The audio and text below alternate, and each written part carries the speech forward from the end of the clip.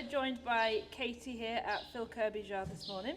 So Katie, you completed the 12-week residential foundation course at the National Horseracing College in 2015. Yep. So how did you find the course then at the college? I loved it, to be fair. I had a really good bunch of people and it was a great summer. I remember it like we just had fun together and it was good fun. Wonderful. And you learnt a lot there? Yeah, I did. Yeah. I did because I didn't have anything to do with racing or racehorses before that. I'd ridden horses since I was about 4 years old, but obviously riding a racehorse is a completely different ball game. Yeah. It took me a good year to learn how to do it properly. Yeah. So obviously I learned the basics there, and then obviously you come here and every yard does things different, so obviously I had to learn everything the way that Phil does it and stuff, but yeah, it definitely set me off with the basics. Absolutely. So you've worked here at Phil Kirby's for 9 years now? Yeah. So you've had a variation of roles, so what roles have you had then? For the most part, I started off as a stable lass, girl, whatever, obviously learning how to, do the basic horse care and riding, learning to ride. That was the main part of the first few years, and then I started doing bits of racing, going racing here and there, and I loved that. I loved going racing. So then that was my goal, was to sort of do more of the travelling, which I eventually did do when the travelling head girl that was here, she left, so it opened up a gap for me, and then I went into the travelling, and I loved that for maybe 2 or 3 years.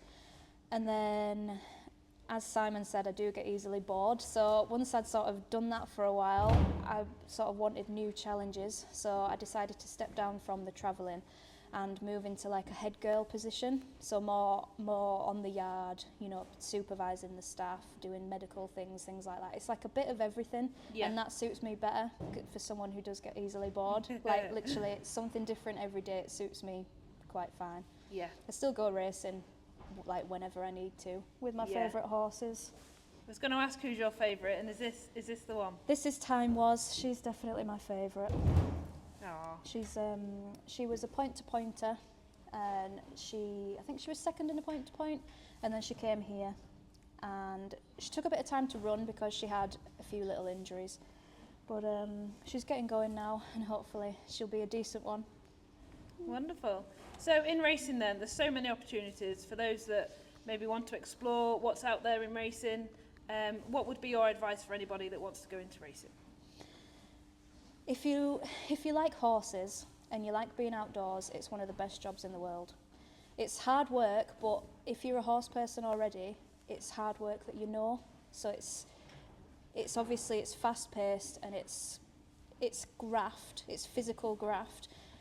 But if you like horses, it's the dream job basically. And rewarding. you get like even on the bad days, and when you're stressed and you're short staffed and bad things happen, you can literally just stand back and look at the bigger picture and think, this is my job. Like I get to spend my days with horses, like things I would do for free. So it's not a bad life at all.